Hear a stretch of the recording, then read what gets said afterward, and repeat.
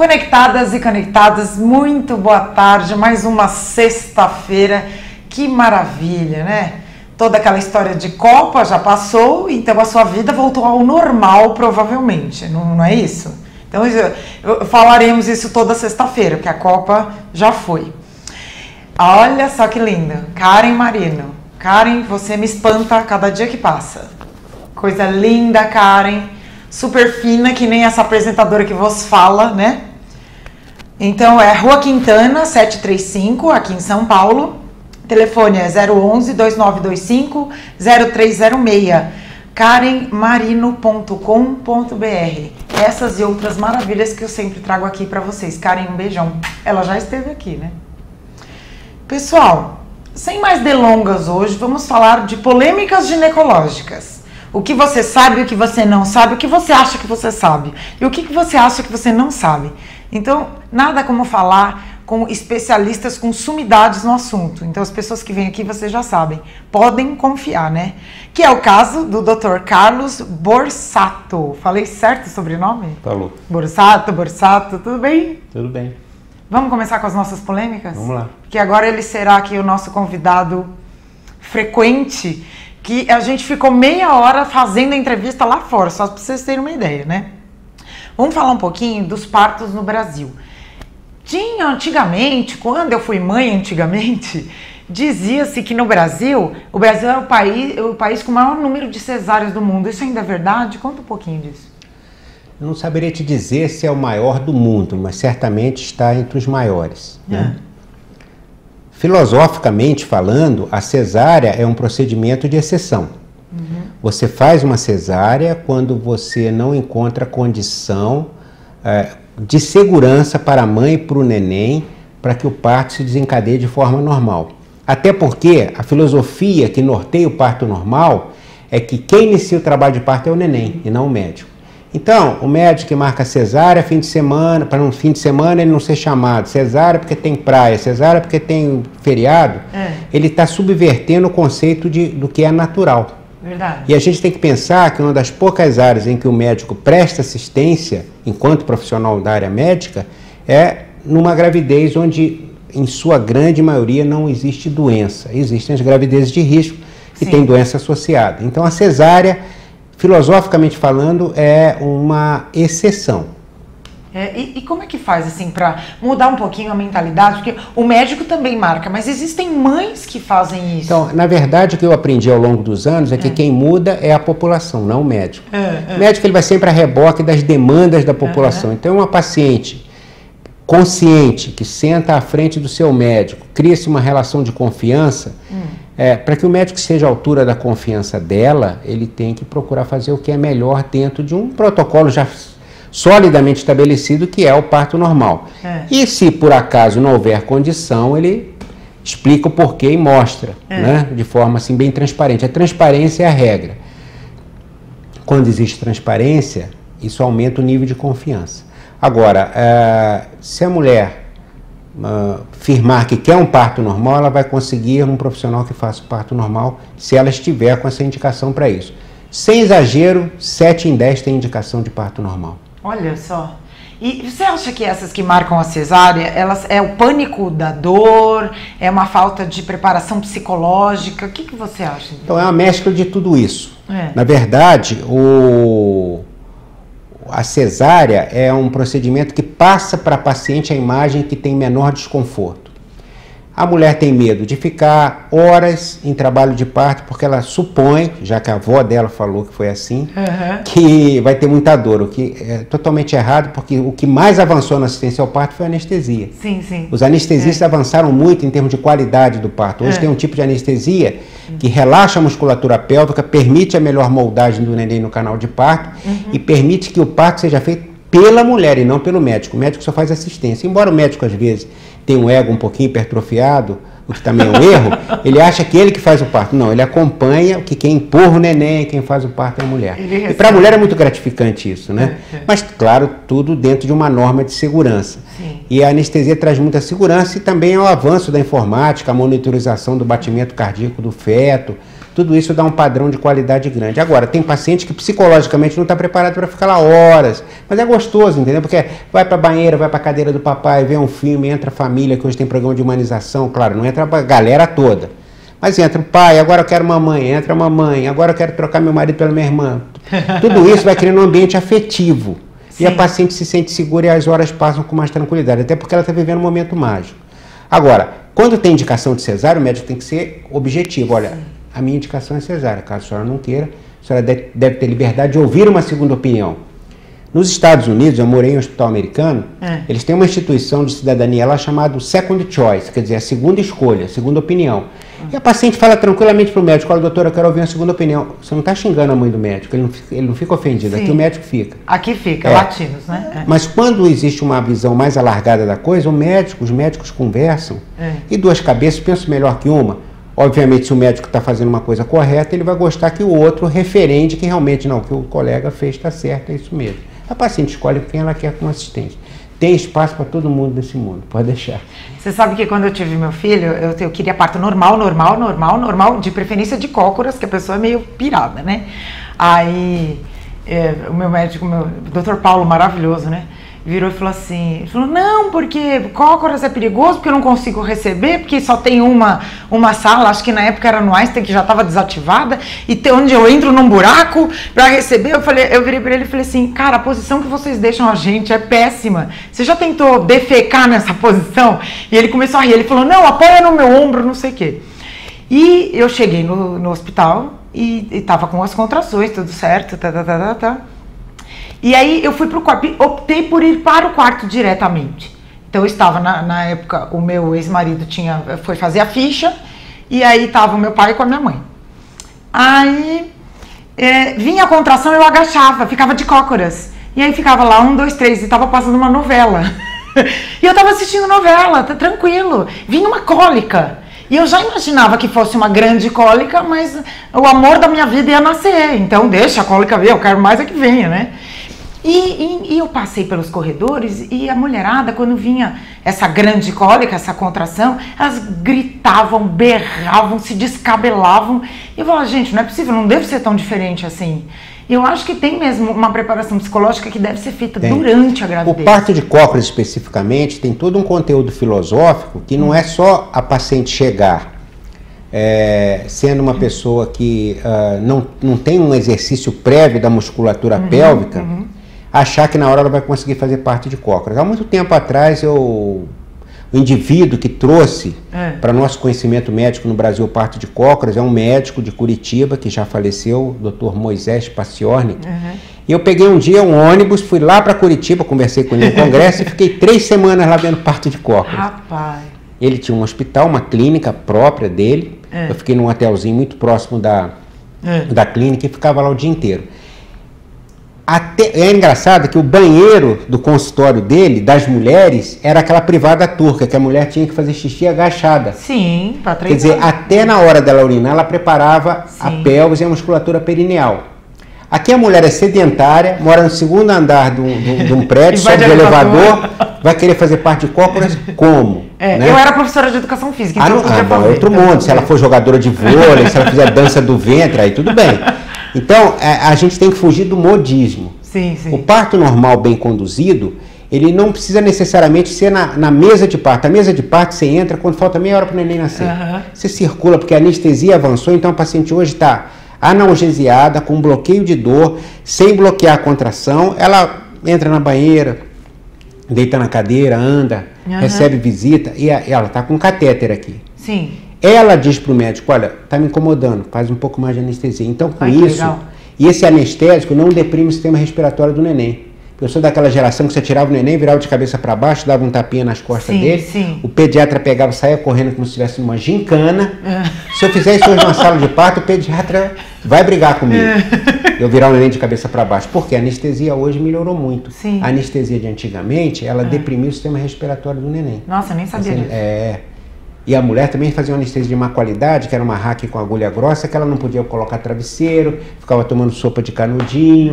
Então, a coisa era meio jurássica. Hoje mudou muito para melhor. Evoluiu. Né? existe, o risco vai continuar existindo. A paciente que é diabética, é obesa, é grande fumante, não vai ter um pulmão para expandir e fazer força, principalmente aquela que fumou na gravidez, que tem uma infecção associada, que tem uma placenta mal posicionada, essa é protocolo. É cesárea aqui nos Estados Unidos, no Japão, na Suécia, onde ela quiser. Sim, sim. Agora, as nossas estatísticas são muito ruins. Precisa ter um programa de governo e um nível de conscientização das mulheres para cobrar dos médicos. Porque aí o que acontece? Quando não há esse programa bem montado, começa a haver as distorções. Tudo que não é bem esclarecido, dá vazão a aparecer o quê? O guru. Sim. O guru, que é aquela pessoa que é o dono da verdade. Ou, por exemplo, vamos falar da doula. A doula, ela, na verdade, defende o direito da mulher de legislar sobre o seu corpo na hora do parto. Mas tem doula que fica dando opinião médica. Ela não pode fazer isso. E ela faz. Então a coisa cria uma série de distorções, né? Então eu acho que, como diz aquele sambinha lá atrás do carnaval, cada macaco no seu galho. Sim. O médico faz obstetrícia, a paciente cobra do médico uma conduta que traga para ela ética e segurança, a doula faz a sua assistência extremamente importante, mas dentro do que é o protocolo da doula.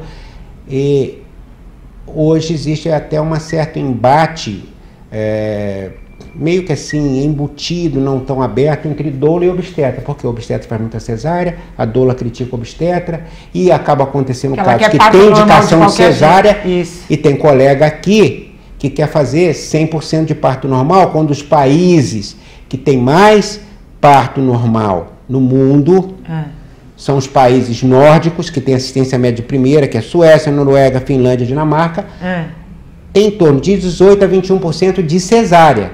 Então o Brasil, com toda essa distorção que nós temos, com toda essa heterogeneidade, né, que nós temos medicina de primeiro mundo associado a crianças que não têm a cobertura vacinal que deveria ter, recomendada pela Organização Mundial de Saúde, não resolvemos ainda o problema de hanseníase, tuberculose, uma série de doenças que em outros países estão resolvidas. Sim, sim. Como é que você vai querer ter 100% de parto normal? Não tem, não dá. Outro dado que é importante é valorizar o papel da obstetriz. A enfermeira obstetra bem formada ajuda muito o médico no trabalho de parto. É mesmo? Isso algumas maternidades em São Paulo têm. O que você acha do parto na água? Então, tem seus méritos, mas a gente tem que tomar cuidado para fugir do modismo. Eu vou dar só um exemplo sem citar nome. Tem uma colega que faz parto natural, entre aspas, mas faz naquela mesa que a paciente parece que está subindo o morro, que não pode fazer parto nessa posição na mesa. E ela, eu não desconheço, não estou dizendo que está errado, mas eu desconheço. Só que assim, me parece que é modismo. Simplesmente, depois que o neném nasce, ela dá um pedaço da placenta para a mãe comer. Porque o cachorro come a placenta, porque é uma imunidade. Você está brincando comigo? É verdade. E a paciente come. Cara, não faz isso não. Estou falando sério. Não faz isso não. Então, eu acho que a gente tem que tomar muito cuidado, porque você tem uma linha muito tênue entre o que é técnico e o que é eventualmente uma invencionice sem estar lastreado solidamente em literatura. Abdução por OVNIs, é verdade. Então é assim, a literatura é sólida nesse assunto, tudo bem. Não é, você tem que proteger a paciente. Cara, vou te falar, hein? Então tem. Eu, hein? Estou falando tempo que eu já vi, eu estava numa maternidade há um tempo atrás, pouco tempo, uns 2, 3 meses atrás, e veio uma enfermeira apavorada falando, ela está dando um pedaço da placenta para comer, o que é que faz? Deixa comer, a paciente quer comer a placenta, vai fazer o quê? Ela é autônoma. Existe o princípio da autonomia, que é uma área da bioética. O paciente, hoje em dia, até escolhe, em algumas situações muito específicas, de que maneira que ele quer morrer. Ele é terminal, olha, eu quero entrar na UTI, mas eu não quero que faça, se eu fizer uma parada cardiorrespiratória, eu não quero que faça ressuscitação, então reanimação.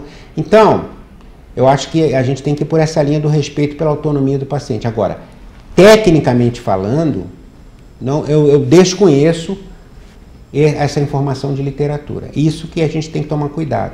Porque o parto em si tem toda uma magia. Sim. E é muito fácil para o médico, é muito sedutor ele fazer o papel do grande herói. Entra no quarto, vovó, quem fez nascer meu netinho, meu herói. O herói é a mãe, que faz o parto, o médico só acompanha. Então ele tem que ser bem discreto e fugir um pouco da invencionice, né? Ai, que lindo, adoro. Conectados e conectados, eu estou aqui super distraída, aqui com o Dr. Carlos, e a gente vai fazer um intervalinho, na volta vamos falar exatamente o que significou aquele exame que Dona Angelina Jolie fez. Vamos, assim, destrinchar o assunto. Fica aí, conexão demais.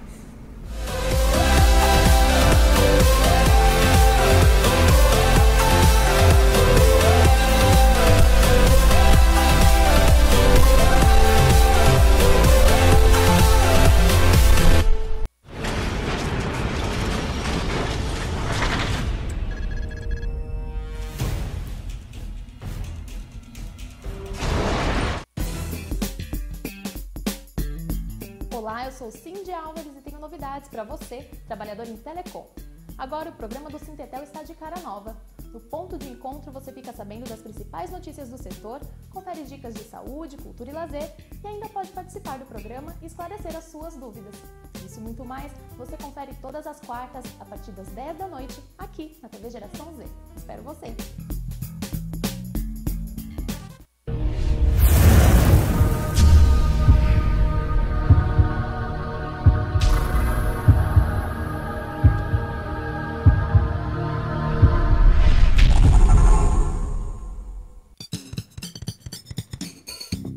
Toda sexta-feira você tem encontro marcado comigo aqui na TV Geração Z. Isso mesmo, programa Pepper, às 19 horas, com muita música, arte, entretenimento, cinema e, claro, um convidado especial para ambientar nossa sexta-feira. Então, te espero lá.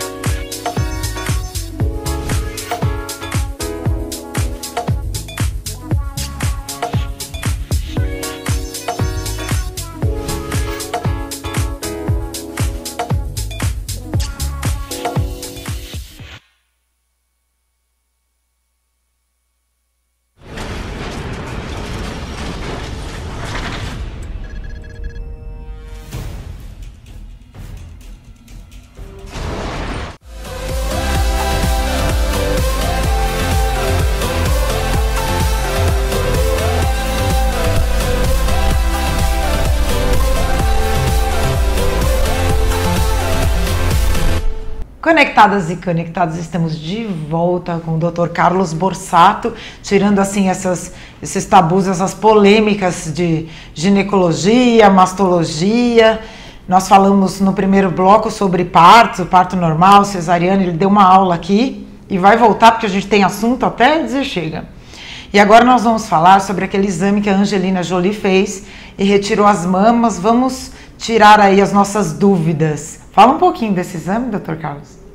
Então, na verdade, é um procedimento, né? A Angelina Jolie, o que ela fez foi popularizar um procedimento que já existe há muitos anos, né, em literatura, vários estudos mostrando que existe uma herança genética para câncer de mama em algumas mulheres. Essa herança genética, às vezes, ela é percebida pelo médico quando existe um histórico familiar sanguíneo de primeiro grau, que é a paciente, por exemplo, que tem a mãe e a avó que tiveram câncer de mama. Eu, por exemplo, vamos abrir aqui. Minha mãe teve câncer de mama e minha avó teve câncer de mama também. Minha avó, mãe da minha mãe. E aí, como é que é? Então, mesmo você tendo amamentado, mesmo você não sendo obesa, mesmo você não sendo fumante, existem alguns fatores de risco que são de hábitos adquiridos. Pílula anticoncepcional de alta dosagem, obesidade. Alguma literatura sugere comida excessivamente lipídica, gordurosa, ausência de amamentação, que é mais um fator de proteção do que você entra num risco. Você acrescenta proteção se você amamenta, mas se você não amamenta, você não está numa faixa de risco maior. Então tem que pensar muito bem isso. Estou amamentando, estou protegida. Não. Você entrou numa proteção maior, mas a tua faixa de risco é a mesma se você tem uma mãe que teve câncer de mama e uma avó. Sim. O teu risco não mudou para melhor só porque você amamentou. Essas mulheres, elas, como existe uma herança genética, existe um exame específico que é o BRCA, Sim. que é o Breast Cancer 1 e 2. Esses dois exames, eles mostram se você tem uma tendência aumentada para ter câncer de mama. Eu não sei a história da Angelina Jolie, mas ela deve ter algum histórico familiar. E o que aconteceu? Ela deve ter feito BRCA e o médico propôs para ela, olha, você tira a glândula mamária preservando a pele. É uma cirurgia até bonita esteticamente, porque você abre a auréola ou pela axila, você vai lá, tira a glândula e um cirurgião plástico molda a prótese no modelo que a paciente quer. Eu quero maior, eu quero menor, eu quero em gota, eu quero esférica. Isso é do direito dela. Quando você tira a glândula, o patologista faz um exame na glândula, faz corte e fala, realmente não tem nenhuma lesão, mas isso já foi feito um estudo radiológico antes. para indicar. E também da axila, para mostrar que ela não tem faixa de risco. Essa paciente entra numa faixa de segurança, ela sai da faixa de risco. Sim. Entendeu? Então, é uma cirurgia que eu acredito que tem um custo-benefício muito bom para as mulheres e faz com que elas se sintam protegidas. É por isso que a Angelina Jolie fez. Me diz uma coisa, eu já ouvi dizer, e agora você esclarece, que o fato dela ter preservado o tecido da auréola e do mamilo também tem uma predisposição. Ela pode estar envolvida num risco de aproximadamente 5%. 5%. Mas veja bem, lembra que eu te falei que quando você tira a glândula, o patologista faz um corte para ver se tem alguma lesão e olha no microscópio? Sim. Se não tem, esse 5% vira 0,1%. Tá. Eu não digo 100%, porque medicina nunca tem 100%. Lógico. 2 e 2, às vezes, medicina dá 5%. Mas, na verdade, eu não conheço nem de literatura uma paciente que fez essa cirurgia e que teve um câncer depois. Mesmo tendo um histórico familiar pesado. Sim. Agora, ela tem que ser rastreada, não só em mama. Fígado, ossos, pulmão, ela tem que ser muito bem rastreada para indicar essa cirurgia. A partir do momento que ela fez a cirurgia, ela entrou numa faixa de segurança muito grande.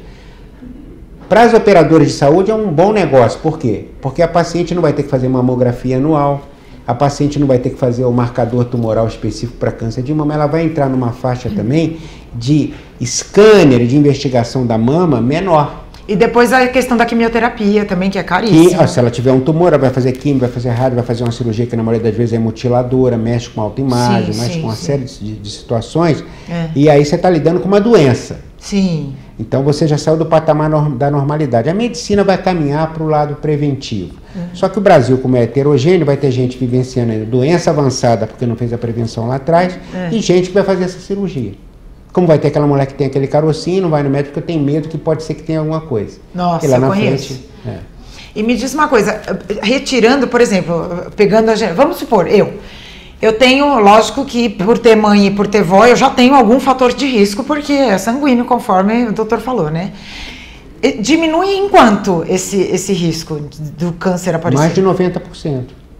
Você não tem mais a glândula, que é a sede da lesão. E como é que não tem tanta gente aqui fazendo isso, então, gente? O problema é que tem até o obstáculo burocrático das operadoras. Porque passa a imagem de que a mulher está fazendo uma cirurgia de estética. Tá. E vai ter aquela mulher também que está de mal com a sua mama e vai querer usar isso para colocar uma prótese. Sim. Então vai ter que ter um protocolo que não existe ainda estabelecido, que obrigatoriamente vai passar pelo estudo genético. É a tendência, né? Tendência. Tem algumas doenças que são familiares. Por exemplo, se você tiver um câncer de cólon, que é um intestino grosso, ele tem uma origem, alguns tipos de tumores são familiares. Você tem que fazer colonoscopia o resto da vida. Se a tua irmã teve, se tua mãe ou teu pai tiveram. Então, existem algumas doenças que não têm histórico de tendência familiar, que é chamada heredofamiliar. Não tem, mas tem umas que tem. Essas têm que ser monitorizadas mais de perto. Tem alguma possibilidade de eu fazer o BRCA e dar 0%? Pouco provável pelo teu histórico, né? Mãe com câncer e avó com câncer. É o mesmo câncer, né? Eu duvidaria do exame. Duvidaria do exame. Eu repetiria o exame se eu fosse teu médico. Eu acho que a gente tem que... A medicina, ela tem coisas que são muito concretas, né? E tem algumas áreas que ainda estão em, digamos assim, fase de formação de um protocolo sólido, né? Então, a área genética não tem muito o que contestar, isso está lá no teu gene. Outra coisa também que falaram, e é legal quebrar esse tabu, é que esse exame, mesmo que acuse e tire as mamas, ele não diz que é exame específico de câncer de mama. Então desmistifica, por favor. Não, ele é específico para câncer de mama. Específico. Então, vocês estão vendo que a apresentadora já vai tirar algumas férias, porque vou ter que tirar as criaturas aqui, viu, turma? Você tá ouvindo? Vou chegar aqui turbinada, viu? Que se é pra tirar, vamos colocar logo Pamela Anderson, tô brincando. Aí eu devo ficar muito horrorosa. Me diz uma coisa, fala um pouquinho do seguro nos Estados Unidos, em relação, me conta uma história, como é que funcionam os seguros nos Estados Unidos, se eu quiser ir lá fazer um seguro?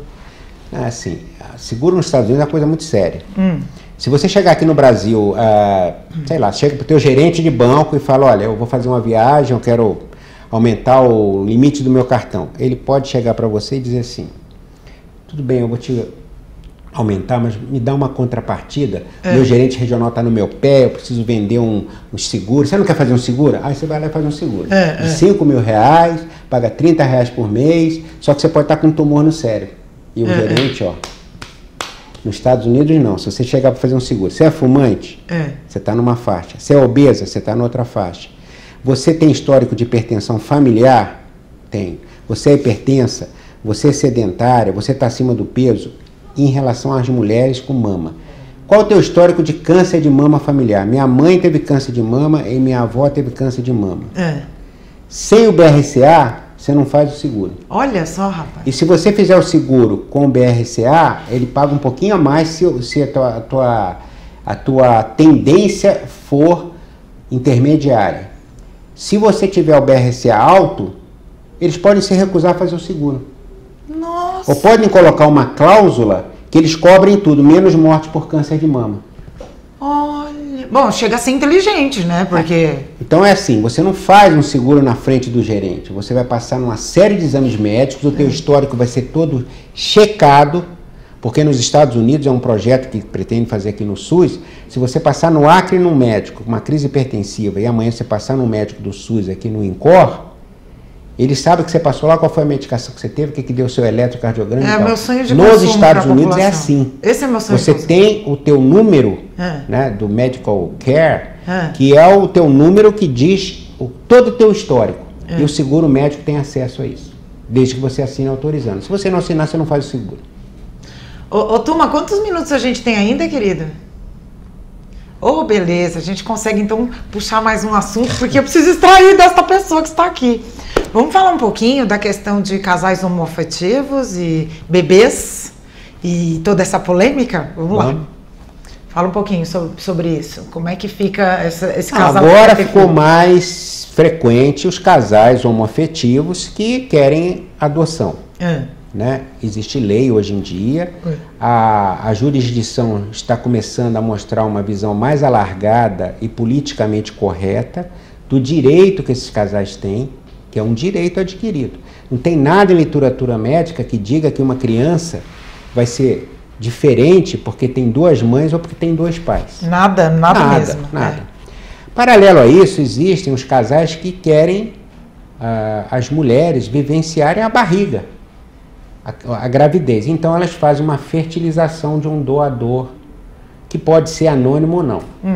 Né?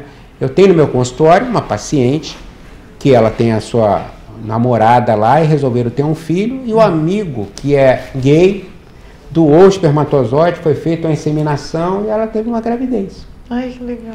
E sem problema nenhum. Sem problema. Então eu acho que isso é um exercício de cidadania, o país está avançando, as pessoas têm direitos iguais, isso é uma quebra de preconceito, é um direito que o casal tem. O afeto de uma mulher que tem um comportamento homoafetivo não é melhor nem pior do que o que tem um comportamento heteroafetivo. Às vezes é até melhor. Às vezes até melhor. Às vezes até melhor. Até melhor. São seres humanos normais como nós, com qualidades e defeitos como nós.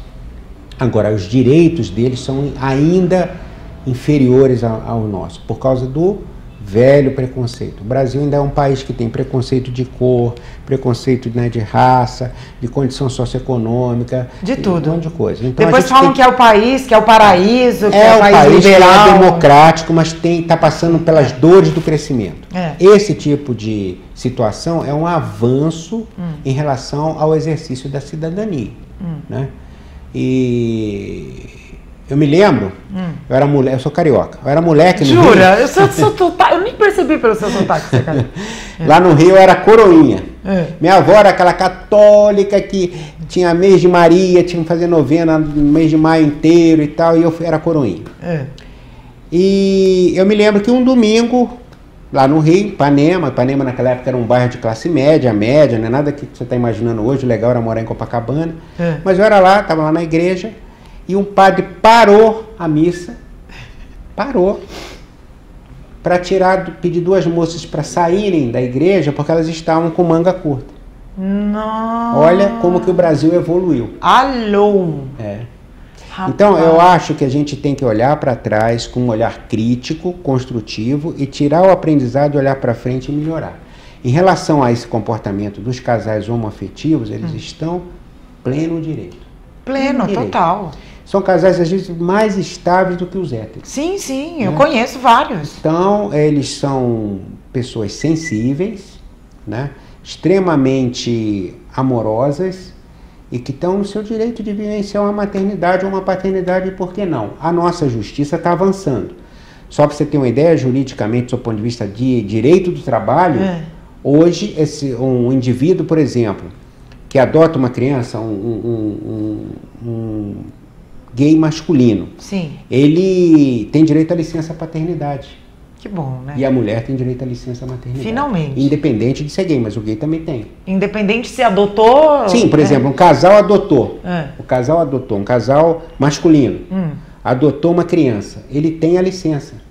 Ele tem direito. E agora, recentemente, foi estabelecida uma jurisprudência que tem direito à herança também. Esse era um problema muito sério dos casais. Então o Brasil avançou muito nesse aspecto. Tem outros que tem que avançar. Né? Todo mundo fala, o que foi mais emblemático nessa Copa do Mundo? Para mim, cada um teve, são duas coisas. Primeiro foi o hino brasileiro cantado a capela. Lindo demais. Né? E outro que eu achei bonito, que eu fiquei com inveja, isso eu já tinha visto na Copa do Mundo, na Coreia e no Japão. Eles recolhem todo o lixo da arquibancada, todo. Lindo, lindo. E depois vão lá e colocam no lixo reciclado e tal. Por que a gente não pode fazer igual? Né? Então, acho que perderam, foram lá, fizeram reverência perante a torcida, agradecendo que os caras atravessaram o mundo para ir lá apoiar. É lindo, é lindo. Então, eu acho que esse avanço a gente não tem ainda. Se o cara for lá, o jogador Brasil perder, eles vão levar uma cusparada. Vão, com certeza. Nós vamos jogar um tênis em cima deles. Então, isso é falta de cidadania, porque eles lutaram. Né? Agora, no aspecto da relação homoafetiva, eles estão avançando muito porque eles são extremamente guerreiros. É um pessoal que tem que ser muito respeitado também. Me diz uma coisa, você tem algum caso assim, ou polêmico, ou engraçado? Lógico que você não vai citar nomes, mas nessa sua carreira, o que aconteceu de mais inusitado? Tanta coisa, né? Já estou de cabelo branco. Eu não sei em que área que você fala, por exemplo. Eu já vi de tudo, né? Pode ser nessa questão de ou homoafetivo, ou naquela questão que a gente falou no primeiro bloco, de parto. O que aconteceu de mais sala de parto, tem muita coisa engraçada, né? Você às vezes... eu tive um negócio que foi muito engraçado. Eu trabalhava no Hospital das Clínicas e ela era cirurgião de trauma, mas como eu também trabalhava na Escola Paulista fazendo ginecologia e obstetrícia, quando tinha alguma coisa assim da área de obstetrícia, eles me chamavam, eu subia. E naquela época me chamaram que tinha um parto lá que estava difícil, precisava usar um fórceps e tal, e o residente estava inseguro e me chamou. E naquela época aquele elevador tinha aquela grade que abria, né? Então eu entrei naquela grade, subi, entrei lá no andar alto, né? Abri a grade, parecia aqueles filmes de vampiro. Eu cheguei naquele corredor meio sombrio, assim, meio escuro, lá no fundo eu escutava... Parecia filme de vampiro, né? Nossa. Aí eu fui andando, falei, nossa, a mulher tá sofrendo. Cheguei lá, a mulher estava em trabalho de parto, era uma mulher pequenininha, nordestina, e ela falava naquela linguagem que era difícil de dizer, ela cacri, eu não entendia, ela queria dizer que ele encarquilha aqui para empurrar o neném. Encarquilha era uma maneira de falar assim, sobe aqui e empurra. Isso é totalmente contraindicado. A gente faz um fórceps, né? Um fórceps de alívio, com técnica adequada, é muito seguro. Só para você ter uma ideia, 40% a 45% dos partos nórdicos, Suécia, Finlândia, Noruega e Dinamarca, é fórceps. Nossa. De alívio. Não aquele fórceps que você vai buscar o neném em cima, que está fora não está no protocolo, é fora de uso. Aí eu... Encarquilha! Gente, esse dia eu virei assim um assunto lá na HC. Por quê? Porque eu acho que a pessoa que mais simples é que tem que ter mais carinho. Sim, com certeza. E eu fui lá, filha, que tal, e posicionei o fórceps, olhei, aí fui mexer dei a volta, ela estava com a perna lá posicionada, perna aberta, lá o neném descendo. Eu fui descer, eu fui do lado dela, falei, fica tranquila e tal. Eu fui olhar a barriga dela, ela teve uma dor, ela pegou, meteu a unha aqui.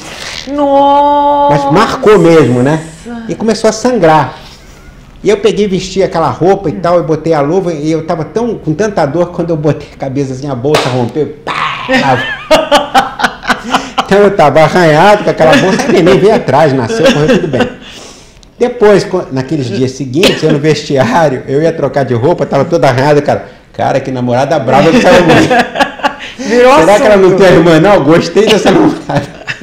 Gente. Então foi uma coisa curiosa, porque eu estava todo arranhado e eu tentava explicar, e quando tem gozação, tentar explicar é o pior cenário, porque é aí que o cara faz gozação mesmo. Né? Não dá para explicar. Então, foi uma coisa assim pitoresca da minha vida, né? Ele é chique, né, gente? Até para explicar. A mulher estava com a perninha assim, ele não faz escancarado. Você é uma pessoa chique, uma pessoa, né? Afinal de contas, morou fora do país. Doutor Carlos, manda uma mensagem para as conectadas e os conectados. Antes de mais nada, eu quero te agradecer. Foi um grande prazer te conhecer, Thalia. Você é uma pessoa muito carismática, muito inteligente, sabe conduzir uma entrevista, né? Por isso eu me senti tão à vontade. Eu agradeço pela oportunidade. Se eu tiver uma chance de voltar, vai voltar. Perguntas, você é nosso consultor agora para assuntos ginecológicos. Obrigado. Conectadas e conectados, viram? Então, vocês tiraram todas as dúvidas e vamos combinar o seguinte. Tem dúvidas sobre essa questão do câncer de mama, de qualquer questão ginecológica? Manda um e-mail ao vivo@tvgeraçãoz.com.br. Eu mesma vou pedir agora para o Tuma, eu encaminho para o Dr. Carlos, tá bom? Até a semana que vem. Beijão, conexão!